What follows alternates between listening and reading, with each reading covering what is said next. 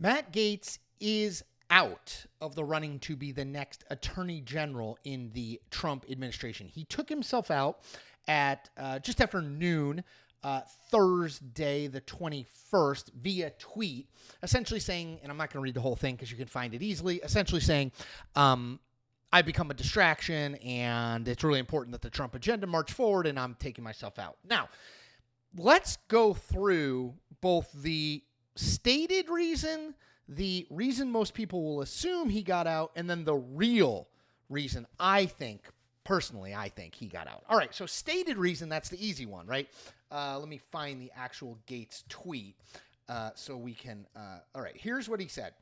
I had excellent meetings with senators yesterday. I appreciate their thoughtful feedback and the incredible support of so many. While the momentum was strong, it is clear that my confirmation was unfairly becoming a distraction to the critical work of the Trump-Vance transition. Okay, so stated reason, it was a distraction, and the work that Donald Trump and J.D. Vance are going to do is so important that we can't have any distractions, and therefore I, Matt Gaetz, selflessly took myself out of the race. Stated reason. Now, the reason that a lot of people will jump to is he didn't have the votes. I'm seeing on social media already there were 4 people think were not going to vote for him, 4 Republicans: Mitch McConnell, John Curtis, the new senator from Utah, Lisa Murkowski, and Susan Collins. Obviously, if he lost 4, that's 1 more than he could lose, and he wouldn't have been confirmed. And losing a confirmation vote is obviously devastating, right? I mean, if you go through this whole process, confirmation hearings and all those things, and then you lose, it's brutal. And so most people don't subject themselves to it if they think there's any chance they're not going to be confirmed. So that's the stated reason is, the math just didn't add up. Now, let me tell you the real reason, and this is what I'm going to spend most of my time on. All right. So Matt Gaetz, here's what you need to know about Matt Gaetz. Matt Gaetz wants to be the governor of Florida. Okay. The governorship of Florida will be open in 2026. Ron DeSantis will be term limited out of office. Given the Republican tilt, at least, of Florida in 2024 and 2022, the Republican nomination's very much worth having for governor. And who do you think is the current frontrunner to have that nomination? Yes, Matt Gaetz.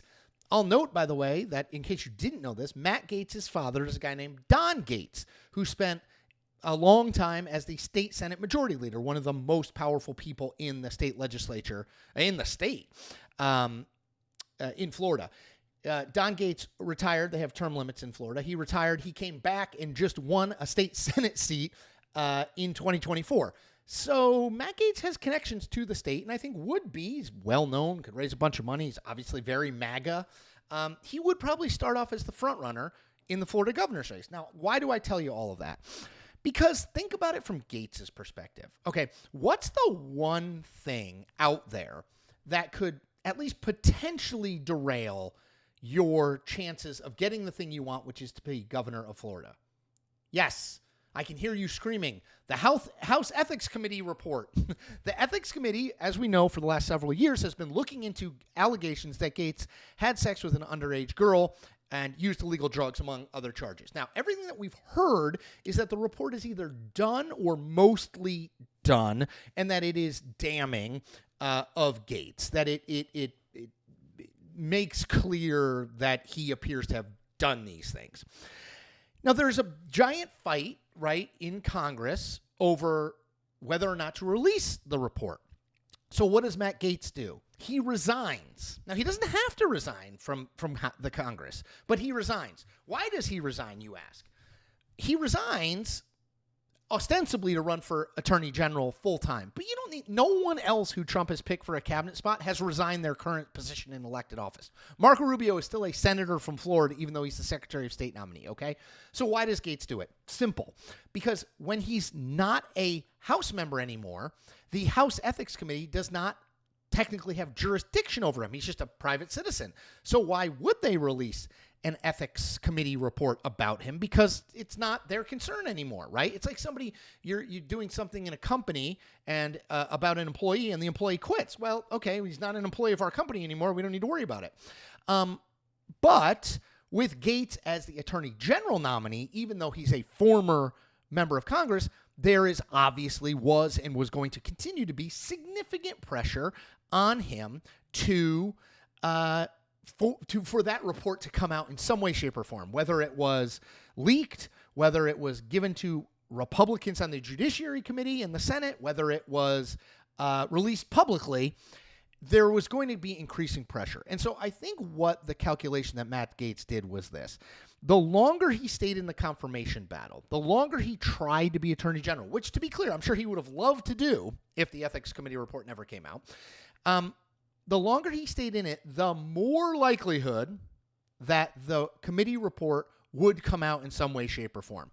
45 minutes before Gaetz dropped out, CNN reported that he had had sex with an underage girl at least twice. So the drip, drip, drip, drip of these allegations was not going to go away. The idea that nothing in that Ethics Committee report would ever come out if Gaetz remained in the fight to be Attorney General is fanciful. This is not how the environment, media, and political environment works now. It's just not. So I think Gaetz looked at it and said, okay, I have a 15 to 25% chance of being confirmed as the Attorney General. But if that happens, there's an 80% chance that at least some of that report comes out. So I could wind up with a bunch of the Ethics Committee report out and not be the Attorney General. And I think that was probably the likeliest outcome. And he looks at that and he says, okay, I want to be governor of Florida. What derails it? Again, or at least potentially derails it. We're in the age of Trump, so I don't want to say a scathing report by the Ethics Committee totally derails Matt Gaetz. But what potentially derails it? Easy. That report, right? If the allegations of sex with underage girls is true, that's a problem. If using illegal drugs is true, that's a problem. If attending sex parties is true, that's a problem, right?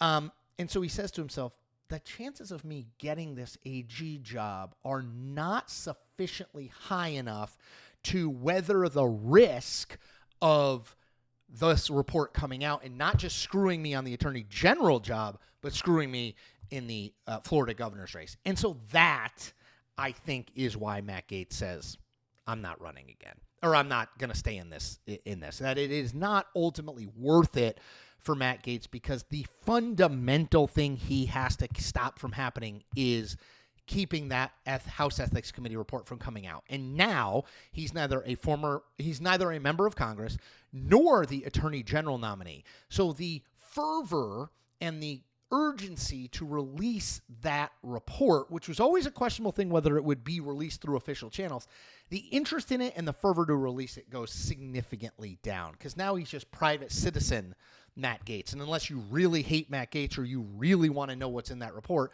that's just a smaller number of people who are going to be calling for it to come out. Now, does it come out in some form before he announces a run for governor or during that race? Maybe.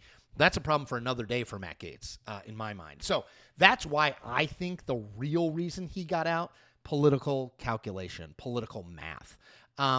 So I'm making videos every day. This is 2 today because this is breaking news. Had to sound off on this for you all.